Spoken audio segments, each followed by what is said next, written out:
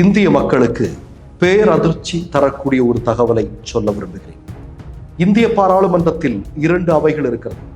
ஒன்று மக்களவை, மற்றொன்று மாநிலங்களவை. இதில் ராஜ்யசபா என்று சொல்லக்கூடிய இடத்தில் பாஜகவிற்கு கடந்த 10 வருடங்களாக போதுமான அளவு பெரும்பான்மை இல்லாமல் இருந்தது.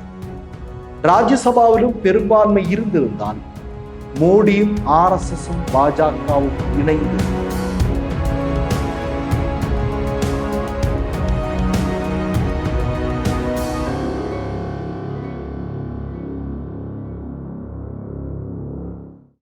மலேசியா, சிங்கப்பூர், துபாய் நாடுகளில் குடியுரிமை வேண்டுமா? வெளிநாடுகளில் வெற்றிகரமாக இயங்கிக் கொண்டிருக்கும் பெரும் தொழில் நிறுவனங்களில் முதலீடு செய்ய விரும்புகிறீர்களா? பொது வர்த்தகங்களில் ஏற்றுமதி இறக்குமதி செய்ய வேண்டுமா? உடனடி தொடர்பு கொள்ளுங்கள். மிஸ்டர் பர்ஃபெக்ட் எக்ஸ்ட்ரா கோல்டு திருமணமான ஆண்களுக்கு திருப்பு முனையை ஏற்படுத்தும் ஹலாலான இயற்கை வியாகரா.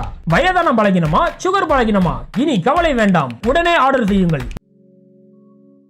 இந்த சேனல் மக்களுக்காக செயல்படுகிறது என்று நீங்கள் நம்பினால், வாய்ப்பிருந்தால் எங்களுக்கு முடிந்த உதவியை செய்யுங்கள். வணக்கம். இந்திய மக்களுக்கு பேரதிர்ச்சி தரக்கூடிய ஒரு தகவலை சொல்ல விரும்புகிறேன். இந்திய பாராளுமன்றத்தில் 2 அவைகள் இருக்கிறது. ஒன்று மக்களவை, மற்றொன்று மாநிலங்களவை. இதில் ராஜ்யசபா என்று சொல்லக்கூடிய இடத்தில் பாஜகவிற்கு கடந்த 10 வருடங்களாக போதுமான அளவு பெரும்பான்மை இல்லாமல் இருந்தது. ராஜ்யசபாவிலும் பெரும்பான்மை இருந்திருந்தால் மோடியும் RSSும் பாஜகவும் இணைந்து இந்தியாவில் இதற்கு முன்னரே RSS ராஷ்டிரமாக இந்தியாவை மாற்றியிருப்பார்கள். இப்போது ஒரு செய்தி, நான் ஆரம்பத்தில் சொன்னேன், ஒரு பேரதிர்ச்சி தரக்கூடிய செய்தி என்பது, ராஜ்யசபாவில் மோடிக்கு RSSக்கு பாஜகவிற்கு பெரும்பான்மை பெறுவதற்கு இனி 4 இடங்கள் மட்டுமே தேவை என்பதாக தற்போதைய தேர்தல் முடிவுகள் அறிவிக்கப்பட்டிருக்கிறது. அதாவது உங்களுக்கு தெரியும், வரக்கூடிய ஏப்ரல் மாதத்தில் ராஜ்யசபாவில் 56 இடங்களில் உறுப்பினர்களாக இருந்தவர்களுடைய பதவி காலம் முடிவடைவிருக்கிறது. இதையொட்டி தேர்தல் நடைபெற்றது. 41 இடங்களில் போட்டியின்றி தேர்ந்தெடுக்கப்பட்டார்கள். காங்கிரசிலிருந்து தேர்ந்தெடுக்கப்பட்டார்கள், பாஜக பல்வேறு கட்சிகளிலிருந்து தேர்ந்தெடுக்கப்பட்டார்கள். மீதி 15 இடங்களுக்கான தேர்தல் தான் ஒரு தினத்திற்கு முன்பு இந்தியாவில் நிகழ்ந்தது. இந்த தேர்தலில் நீங்க பார்த்தீங்க அப்படின்னா, உத்தரப்பிரதேசத்தில் 10 இடங்களில் பாஜக வெற்றி பெற்றிருக்கிறது.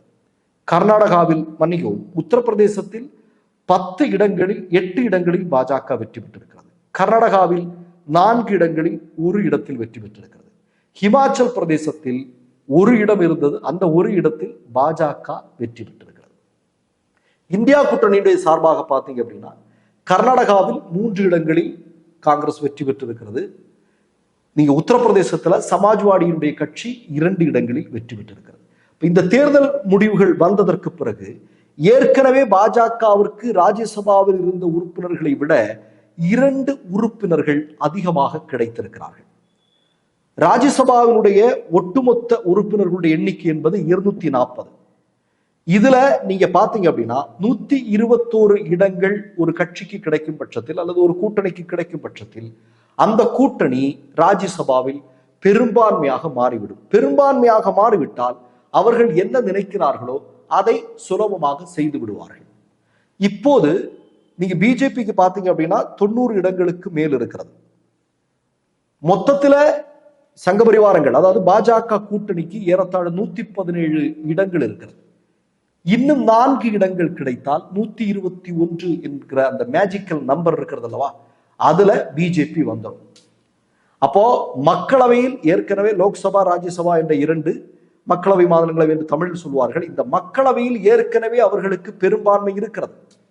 மாநிலங்களவையில் தான் இதுவரையிலும் பெரும்பான்மை இல்லாமல் இருந்தது. அதனாலதான் விவசாயிகள் தொடர்பான விஷயங்களாகட்டும் அல்லது ஏழை எளிய மக்கள் தொடர்பான விஷயங்களாகட்டும், வன பாதுகாப்பு சட்டங்களாகட்டும், இது மாதிரியான விஷயங்கள் எல்லாம் திடுப்புன்னு மோடியால செய்ய முடியாம போனதுக்கான காரணமே ராஜ்யசபாவில் அவர்களுக்கு பெரும்பான்மை இல்லாமல் போனது என்பதுதான்.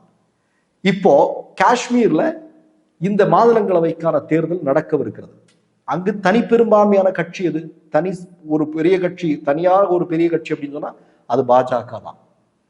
அங்க 5 இடங்கள் இருக்கிறது. இந்த 5 இடங்களுக்குமான தேர்தல் நடைபெற்று 4 இடங்களில் பாஜக வெற்றி பெற்றால் ராஜ்யசபாவில் அவர்களுடைய ஆட்சியில் இந்தியா பல்வேறு இன்னல்களை சந்திக்கும் என்பதில் எந்த விதமான சந்தேகமும் இல்லை.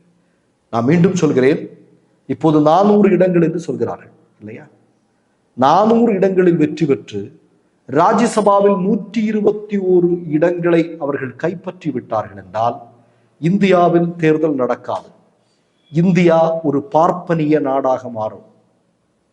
2000 வருடத்திற்கு முன்னால் இங்கு இருக்கக்கூடிய பெரும்பாலான இந்தியர்கள் என்னென்ன கொடுமைகளை அனுபவித்தார்களோ அதை நோக்கி நம்மை அழைத்து செல்வார்கள். இவ்வளவு பெரிய சிக்கல்கள் இருக்கிறது. அப்போ என்ன பண்ண போறோம் அப்படிங்கிறதா முக்கியமான செய்தி. இந்த பாருங்க, நேற்றைய வந்திருக்கக்கூடிய செய்தி என்ன? தேர்தலுக்கு முன்னரே CAA என்று சொல்லக்கூடிய NRC, இந்திய குடியுரிமை திருத்த சட்டம் கொண்டு வரப்படும் என்று சொல்லியிருக்கிறார்கள். இது ஒன்று. பொது சிவில் சட்டம் பாஜக ஆளக்கூடிய மாநிலங்களை கொண்டு வந்தாகிவிட்டது. அப்ப எல்லா திட்டங்களோடும் காத்து கொண்டிருக்கிறார்கள். காரணம் என்ன? RSS 100வது ஆண்டு நிகழ்வு, RSS தொடங்கப்பட்டு 100வது ஆண்டு நிகழ்வு அடுத்த வருடம் நடக்கவிருக்கிறது. அடுத்த வருடம் RSS 100வது ஆண்டு விழாவை கொண்டாடும் போது இந்தியா மதச்சார்பற்ற நாடு என்பதிலிருந்து இந்தியா ஒரு இந்துத்துவ நாடு என்று சொல்லக்கூடிய RSS கனவு நனவாகுமா? அப்படி நனவானால் பெரும்பாலான இந்திய மக்களுடைய நிலைமை என்ன? இதெல்லாம் தெரியல. சிந்திப்போம், செயல்படுவோம், பாஜகவை வீட்டிற்கு அனுப்புவோம். மற்றொரு நிகழ்வில் சந்திப்போம். நன்றி, வணக்கம். மை நேம் இஸ் ரெட் சேனலை சப்ஸ்கிரைப் பண்ணிக்கோங்க. அதுக்கப்புறமா பக்கத்தில் இருக்கிற ஜாயின் பட்டனை கிளிக் பண்ணீங்கன்னா ஒரு நியூ பேஜ் ஒன்று ஓப்பன் ஆகும். அதுலயும் ஜாயின் பட்டனே கிளிக் பண்ணிக்கோங்க. அதுல பாத்தீங்கன்னா credit R debit card options இருக்கு. இதுல உங்களுக்கு விசா, மாஸ்டர் கார்டு, ரிப்பே அப்படின்னு 3 ஆப்ஷன்ஸ் கொடுத்துருக்காங்க. அதுல நீங்க எந்த கார்டு சூஸ் பண்றீங்களோ அந்த கார்டோட நம்பர் என்டர் பண்ணிக்கோங்க. அப்புறமா கார்டோட வேலிடிட்டி மந்த் அண்ட் இயரை டைப் பண்ணிக்கோங்க. அடுத்தபடியா உங்க கார்டோட பின்னால CVC கோடுன்னு சொல்லிட்டு 3 நம்பர்ஸ் கொடுத்துருப்பாங்க. அந்த நம்பர் இதுல என்டர் பண்ணிக்கோங்க. அப்புறமா அட்ரஸ் அண்ட் இன்ஃபர்மேஷன் என்டர் பண்ணிட்டு பைங்கிற பட்டனை கிளிக் பண்ணிக்கோங்க. ஒருவேளை உங்க கார்டு நம்பர் இன்வாலிட்னு காமிச்சிச்சுன்னா உங்க கார்டுல இன்டர்நேஷனல் யூசேஜை எனேபிள் பண்ணுங்க.